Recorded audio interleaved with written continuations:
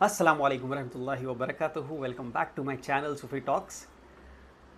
इस्लाम में जो सबसे ज़्यादा सेंसिटिव और हसास मसला है वो है शिर्क का, तौहीद का। कुरान में अल्लाह ताला फरमाता है, जिसका मफ़हूम है कि अल्लाह ताला सारे गुनाहों को माफ़ कर देगा, जिसको चाहेगा माफ़ कर देगा, सिवाय शिर्क के। कि अल्लाह ताला शिर्क को कभी भी बर्दाश्त नहीं करेगा और माफ़ नहीं करेगा। मान लीजिए कि कोई एक खाई है, वहाँ खाई के पास एक बॉर्डर बना दी गई है, बॉर्डर लाइन। तो क्या आप जाने अनजाने में भी वो बॉर्डर लाइन को क्रॉस करना अफोर्ड कर सकते हैं? जाहिर है नहीं कर सकते।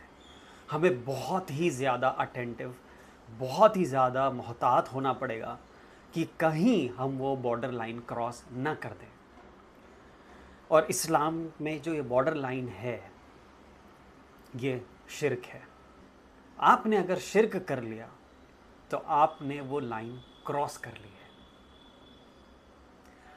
अब ये हो सकता है कि इंसान अनजाने में भी कर रहा हो, जानबूझकर तो कोई मुसलमान नहीं करेगा, लेकिन अनजाने में भी अगर शिर्क करना उतना ही ख़तरनाक है।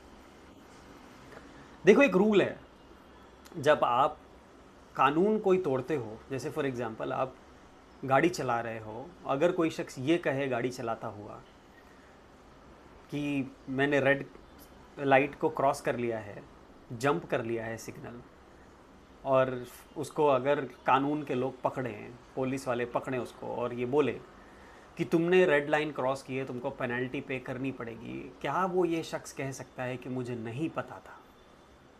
जाहिर है नहीं कह सकता, क्योंकि ये एक्सपेक्टेड है कि जब आप गाड़ी चला रहे हो तो आपको ये बेसिक पता होना ज़रूरी है, लाजमी है।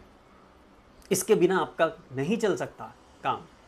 आप गाड़ी नहीं चला सकते अगर आपको पता नहीं है। इसी तरीके से इस्लाम में तौहीद और शिर्क का मसला इतना हसास है, इतना बेसिक है कि आपको पता होना ज़रूरी है और लाजमी है, वरना आप किसी भी वक्त बॉर्डर लाइन के उस पार। अल्लाह हिफाजत फरमाए। हमने लास्ट वीडियो में बात की थी म्यूज़िक के ऊपर। इस वीडियो में मैं आपकी तवज्जो गानों की तरफ लेकर जाना चाहता हूँ। गाने जिसको हम पुरानी ज़बान में पोइट्री भी कहते हैं, उसको चाहे पोइट्री कह लो, सॉन्ग्स कह लो, गाने कह लो, गज़ल कह लो। इसमें आप अगर कुरान पाक में देखें, गौर करें, तो आपको ये पता चलेगा कि अल्लाह ताला ने मना फरमाया है शायरों के पीछे चलने से। ठीक है, शायरी खुद से बजाते खुद हराम नहीं है, ठीक है, लेकिन क्या ऐसी चीज़ है जिसकी वजह से अल्लाह ताला ने मना फरमाया? उसका रीज़न ये है कि शायरी, पोइट्री, सॉन्ग्स ये अपने पीछे पूरा एक कल्चर रखते हैं, एक सोच रखते हैं, एक थॉट रखते हैं अपने अंदर, एक फ़िक्र रखते हैं अपने अंदर। और जब उनको अल्फाज के ज़रिए से जब उनको अदा किया जाता है, जब बोला जाता है, तो वो सीधे आपके दिल पर, आपके माइंड पर असर करते हैं। बहुत पावरफुल चीज़ होती है पोइट्री और शायरी और गाने, आपके माइंडसेट को डेवलप करने में, आपकी पर्सनालिटी को डेवलप करने में। आप किस किस्म के सॉन्ग सुनते हैं, आप किसको सुनते हैं, आपका फेवरेट शायर कौन है, लिरिसिस्ट कौन है, बहुत मैटर करता है आपकी पर्सनालिटी पे।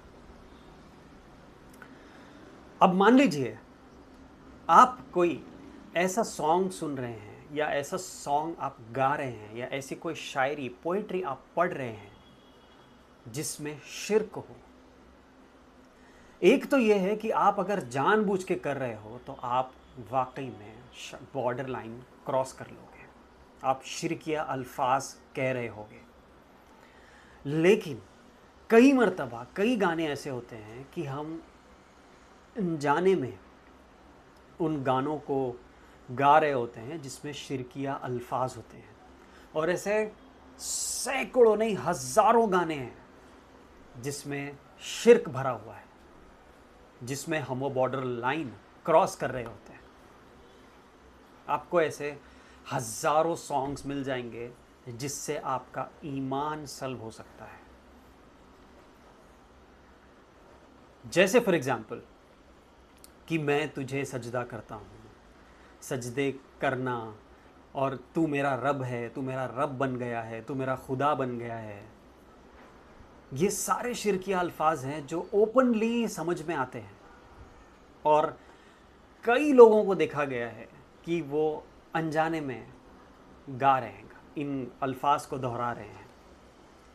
अगर ये इतना इम्पोर्टेंट नहीं होता तो आप मुझे बताइए कि जब कोई मुसलमान या कोई शख्स इस्लाम लेकर आता है, ईमान लेकर आता है, तो उसकी ज़बानी उसको गवाही देनी पड़ती है कि मैं गवाही देता हूँ कि अल्लाह के सिवा कोई माबूद नहीं है और मोहम्मद सल्लल्लाहु अलैहि वसल्लम अल्लाह के रसूल हैं। ये गवाही देना एक इम्पॉर्टेंट पार्ट है जिसको हम शहादा कहते हैं। और वही शख्स अगर अपनी ज़बान से कुफ्रिया अल्फाज कहे तो क्या वो काफिर नहीं होगा? क्या वो मुशरिक नहीं होगा? सोचने और समझने वाली बात है। बहुत ही ज़्यादा एहतियात और डरने वाली बात है कि कहीं आपका ईमान सल्ब ना हो जाए। लुटेरे बैठे हुए हैं मार्केट में आपका ईमान लूटने के लिए।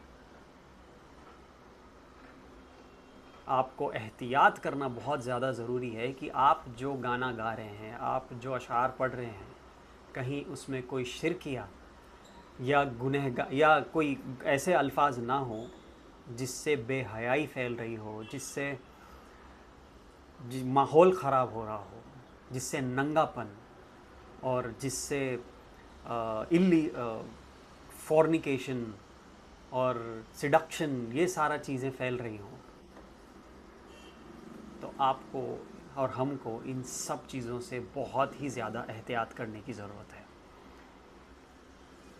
मुझे उम्मीद है आपको ये बात समझ आई होगी, और ऐसे जितने गाने हैं मैं चाहता हूँ कि आप लोग कमेंट सेक्शन में कमेंट करें कि आपकी नज़र में ऐसे कितने गाने हैं कि जिन गानों को गाने की वजह से आपका ईमान, आपका और हमारा ईमान सल्ब हो सकता है। अल्लाह हिफाजत फरमाए।